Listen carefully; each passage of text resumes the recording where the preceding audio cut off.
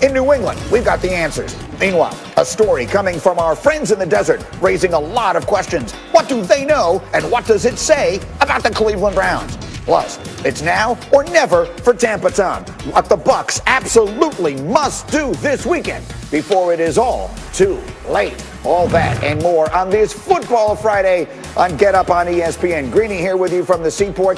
Do I look alone? The good news is this. I've got a fantastic squad ready to go. Here we come. Ryan Clark, Rob Ninkovich, Diana Rossini, and Bart Scott all ready as we start with the game of the night last night, a critical showdown between teams that less than 2 years ago met in the Super Bowl. Pats, Rams, pivotal game for both. New England desperately needed it. Opening drive, 1st and 5 at the Patriots 45, and this was a theme all night long. The Patriots defense just had no answers for the rookie Cam Akers. That's a 35-yard run. Rams in the red zone, and that would lead to this. 4th and goal. Jared Goff flies through the air with the greatest of ease. That's a touchdown. Rams up 7-0 early. Now it's 10-0. 2nd and 9. Cam Newton at the 19. They're in the red zone. They've got a chance to get back in the game, and then Cam does this on a bad night. This was the worst moment. Kenny Young is going to take that one all the way back for the touchdown. The Patriots with 4 red zone turnovers this season.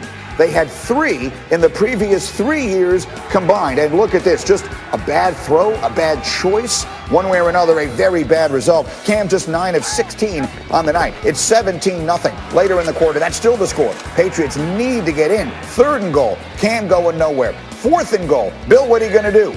4th down, of course, you got to go for it. And just look at the defense swarm. Cam Newton nowhere to go. Give you a different look at it here as the defense is everywhere. It was 17-3 at halftime. 3rd quarter, that's still the score. Rams 2nd and 2 at their own 30. And it's Cam Akers again. Cam Akers had 29 carries for 171 yards in this game, most ever by a rookie against a Bill Belichick team. Later in the drive, 1st and goal, it's Goff, it's Cooper Kupp. Oh, look at the toe tap. I'll give you another look. Watch the right foot. Watch him drag this from behind as the Rams take a 24-3 lead. And then the defense was just spectacular. Early 4th quarter, Cam out. Jarrett Stidham in, and it doesn't get better. 1st and 10 at the 22, and this is a team meeting at the quarterback. It's Leonard Floyd, it's Aaron Donald. They had 6 sacks. This was a domination. The Rams beat the Pats 24-3. It's over in New England. That's not my call. I'm just doing what I'm asked. I just have to still go into each and every week with the mentality to keep getting better, and that's what I plan on doing. You're going to stick with Cam next week at quarterback? Yeah, great question, Mike. I'm really glad you asked that. Cam's our quarterback. You know, we were outcoached, outplayed, at everything, really. They did a good job in all the areas. And, we just have to, all do a better job. Start with me. But so we didn't do anything well enough to win tonight, so we all got to do a better job. Well, here's the situation. This certainly feels like it was the nail in the coffin for the Patriots this year. According to our analytics, they have a 6% chance of getting in. Even if they were to win out, they would still have less than a 30% chance of making the playoffs. So a lot to react to here. And we begin with our resident former Patriot, Rob Ninkovich. As you watch this, what is your reaction to where Bill and the Pats find themselves now? Well, I would quote the great Dennis Green, and they are who we thought they are. Look, when you watch the Patriots, they are who we thought they were. We came into this game, look, 5 days ago, 4 days ago, whatever it was, they beat the Chargers by a ton, and we thought that, whoa, this might be the Patriots turning the corner. But then you see them play a good football team, like the Rams, with a great defense, a great pass rush, who can stop the run. And the Patriots looked like they did a complete 180, and they looked terrible. They didn't play well. Pretty much, they didn't stop the run. They couldn't stop the run. They couldn't throw the ball. And if you take the last 3 games of Cam Newton and combine them into one stat, he is 30 for 53. I think Roethlisberger threw for 50 attempts in one game. So basically what some quarterbacks do in one game in 3 combined. And on top of that, it's 1 touchdown pass and 3 interceptions. So what's his QBR in the last 3 games combined? Not good. Not good. It certainly feels like it is over there. And so I feel like we can take this big picture or small. RC, as I come to you, What's next? The Patriots have 3 games left here. They look at whatever it is that the next iteration of this is going to be. What comes next for New England?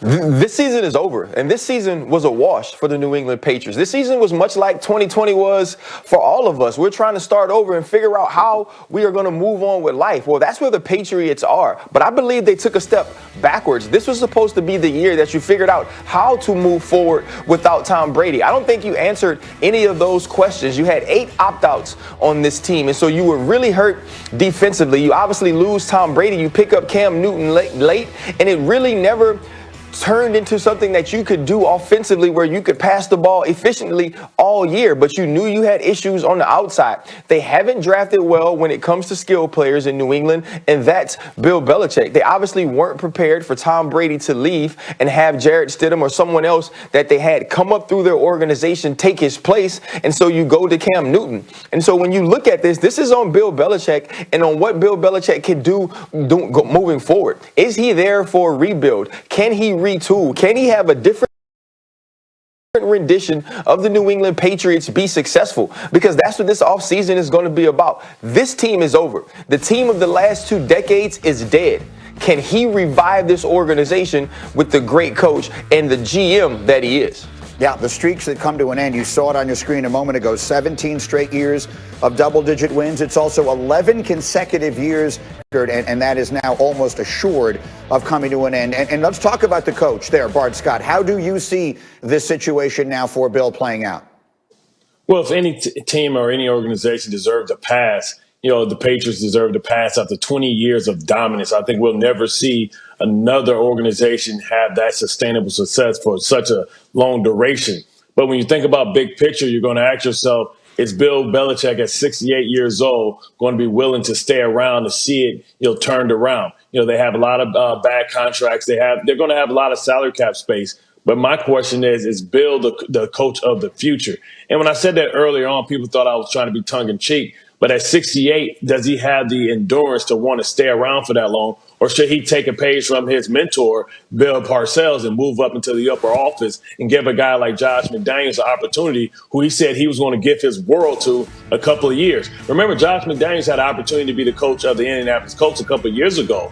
And there's going to be a lot of openings. At what point do you expect Josh McDaniels to say, hey, I'm ready for my second opportunity? You said you were going to give me your world, but you failed to do that so far. So I think big picture is going to be more about what is Bill's role with this organization going forward. And if he wants to stay around for a total rebuild, will a guy like Josh McDaniels want to stay around for it as well? Well, let's come to the person here who knows him the best by far.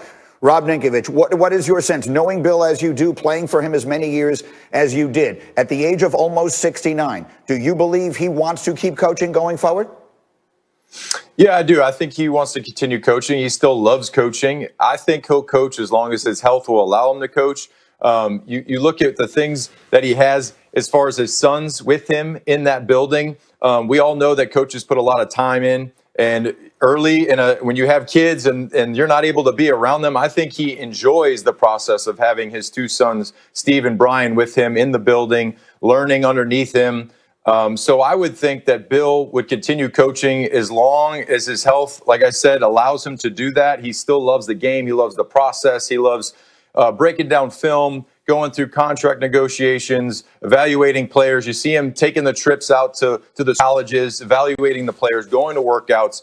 He loves that process, so I do not see him going anywhere else except for being the head coach of the Patriots. Yeah, I would tend to agree with you, just knowing him the little bit that I do. You obviously know him so much better. So we're going to have Mike Reese live on this program. He's covered the Patriots for years. He was the one who asked that question there that Bill said that he appreciated about the quarterback future, because I think there are a lot of questions to answer, and we'll get back to this as we continue. So much more, but again, it feels like the end of an era last night. Rams, big win. Patriots feel like it's done. Meanwhile, as we approach must-win weekend, huge matchups are on the way. The Vikings traveling to Tampa, where Tom Brady is looking to avoid his first